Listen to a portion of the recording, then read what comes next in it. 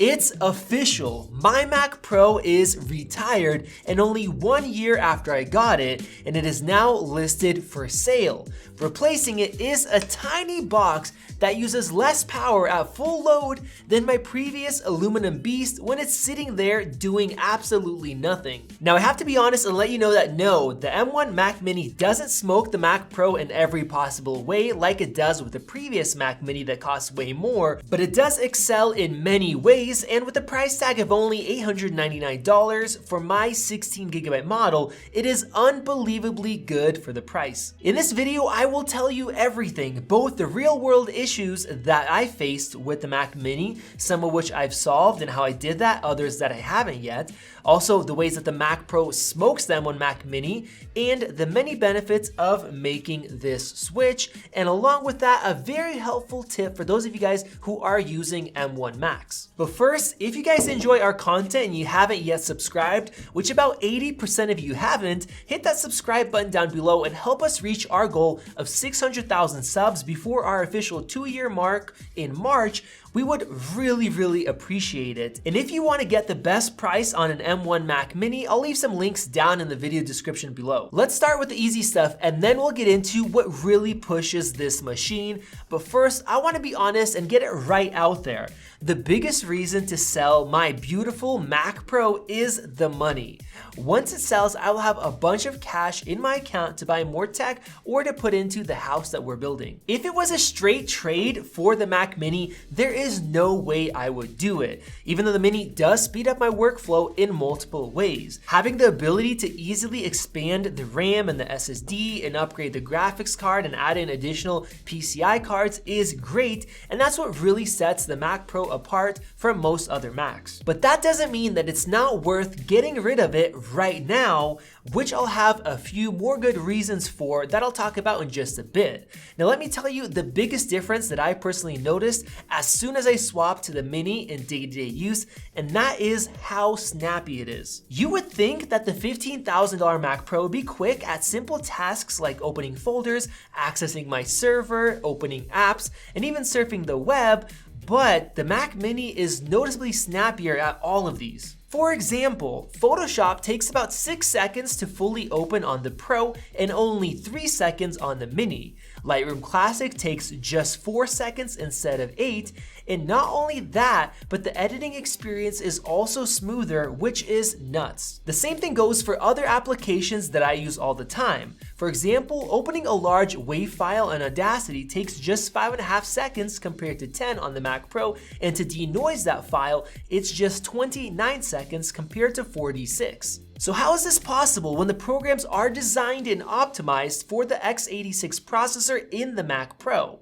Well, in this case, it is just sheer single core power and the unified RAM, which I'll talk about in just a bit. If we compare the single core performance, Apple's M1 is insane, performing 56% faster in a wide variety of tasks tested by Geekbench 5. Now it's hard to quantify web browsing differences, and it seems silly to do that, but running a benchmark, we see the Apple Silicon is 72% faster when you combine its raw performance with software that is well optimized for it. An absolutely crazy example we've shown in the past is Xcode, where our real-world Xcode benchmark project gets compiled faster on the M1 Mac Mini than the 12-core Mac Pro Beast. And keep in mind, this isn't a single-core efficiency task.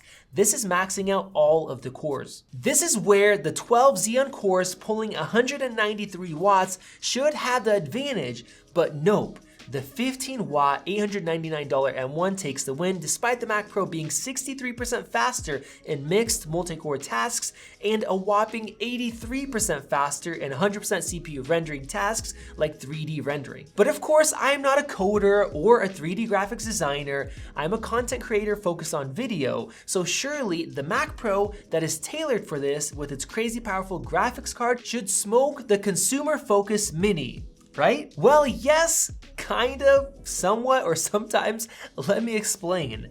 When I first got this Mac Pro, which was just a year ago, it smoked everything that we compared it to as it should, and it was actually a better bang for the buck buy than a higher end iMac Pro, even if you include a display. But tech moves fast, and in this case, way faster than usual. Not only did software improve its efficiency and its reliance on hardware decoders, but we got newer, faster graphics card options in other Macs that really sped things up. And at the same time, all of the recent cameras being released are now using new codecs that are tough for older computers, but easy for these new ones. And then Apple hit us with these new M1 Macs that are both insanely powerful for the price and masters of efficiency. Once I tested out this 16GB mini, I knew right away that this is my next video editing computer, and for two reasons. But there was one issue that stalked me for about a month and a half that is now fixed and the Mac Pro can be let go of. The first and biggest reason is how insanely well this thing cuts through modern footage from cameras like our A7S III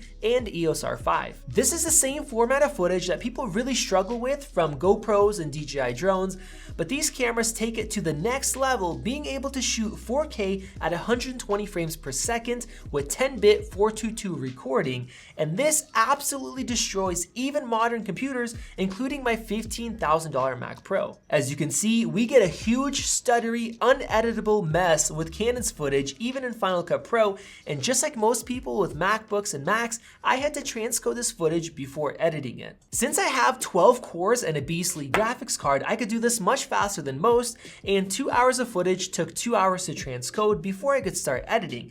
But when I tested this same task on the new Mini, that took just 52 minutes, more than twice as fast on a machine that costs less than 1/15 of the price. But the kicker with that is that you don't have to transcode, since even the toughest 10-bit H.265 422 footage cuts like a hot knife through butter. Now for the most part, we are now working with Sony cameras that let you shoot a variety of codecs, so we've been able to use other lower quality ones to edit smoothly. But the few times that I've accidentally selected the highest quality, like for our iPhone 12 review, we were left struggling and we lost so much time due to this. With the new M1 Mini, I can even play back 4K that is encoded at real-time 120 frames per second with audio embedded at the best possible quality with no issues whatsoever, which is something that my Mac Pro can't do. Now along with that, we use effects and animations like titles, color grading, LUTs, and more. So how does the Mini's much weaker graphics handle these? Well, for the amount that we use 99% of the time, it is just as good as the Mac Pro. And to prove that the graphics card isn't a limitation, I exported the same exact project with all the effects we typically use, and then with the raw footage by itself, which made a massive difference with the previous Mac Mini. And the time was exactly the same, meaning the graphics chip wasn't limiting it. Now the Mac Pro is still a little bit faster, but barely, and this is a real-world project that uses H.264 footage. When we take this same project but we encode it into 8-bit H.265, the M1 Mini takes the win. And taking it a step further, if you're working with that new footage from our new cameras, the M1 Mini absolutely embarrasses the Mac Pro, finishing the project close to 3 times faster. With that, something that I do very often is stabilizing clips to make them look their best, and the new M1 Mini can do this 65% faster. Now we also have to be real and say that many people who bought the Mac Pros work with footage like raw video from, say, a Red Cinema camera, and with these kind of projects, the raw GPU power allows it to absolutely smoke the Mac Mini, so nothing has changed there. But what has changed is that for the footage that 90% of people work with, the Mac Pro is no longer much faster than other Macs like it was just a year ago when I bought it for this specific reason. So as you see, in these tasks that I spend most of my time doing, the Mini is better in pretty much every way. And that's with only 16 gigabytes of RAM compared to 192 gigabytes in the Mac Pro, which really surprised me. And as for multitasking performance, I've had about 20 tabs open, a YouTube YouTube video playing music, Photoshop, and Final Cut Pro open, and I had no issues with performance. And one concern that I had with 16 gigs was how many projects I could keep open in Final Cut without it automatically closing them in the background to save RAM. And shockingly, it was the same exact amount as with my Mac Pro. So what are the issues with the Mini and how did it get fixed? Well, the first and most obvious one is the lack of ports, having only 2 Thunderbolt ports and no 10 gigabit Ethernet like before, which made it impossible for me to use in a professional environment. Thankfully, OWC made a simple Thunderbolt 4 hub that gives me exactly what I need and leaves out what I don't compared to other hubs, keeping the price tag at a very reasonable $150. Now, since the Mini uses Thunderbolt 4, just one port will give me 3 Thunderbolt ports, which I can connect my 6K display to, my 112TB server, and a high-speed Thunderbolt 4 SSD, plus I get another USB port which runs at twice the speed of the ones in my Mac Pro. And surprisingly, everything works perfectly. You can even use 2 of these to have a ton of connectivity, and the total price would still be only $1,200. Now, there were a few other problems that we talked about in our top 10 M1 Mac issues video, and I'll just say that the display glitching when I open up my launcher is still an issue, but the video encoding has either been fixed or is just plain better than my Mac Pro's AMD encoders, which I will explore in detail in my full review of the M1 Mac Mini, so go ahead and enable those notifications to see that video. The last thing that really stopped me from changing were plugins not working properly, and thankfully companies have been updating them consistently, and for the one plugin that I'm still waiting for an upgrade on,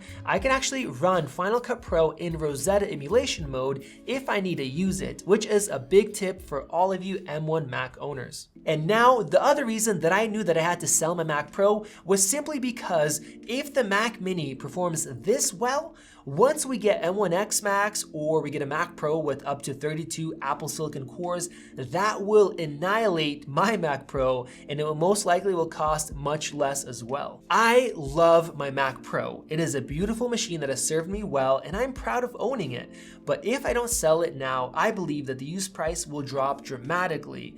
Now, for those of you guys that are still looking to buy one and you need to have a lot of graphics cards or a ton of RAM, it would still serve you well, and it's still a decent purchase, and it could be worth the cost. But for me personally, after these fixes and updates, the Mini is now not only way cheaper, but it is substantially faster for everything that I do, and it allows me to cash out of my Mac Pro while the resale value is still decent, which is why and how the M1 Mac Mini replaced my $15,000 Mac Pro. Go ahead and click above to subscribe if you guys want to see my full long-term review of the M1 Mac Mini with a bunch of more specific details, or go ahead and check out one of those 2 great videos over there. This has been Max, and I'll see you in the next video.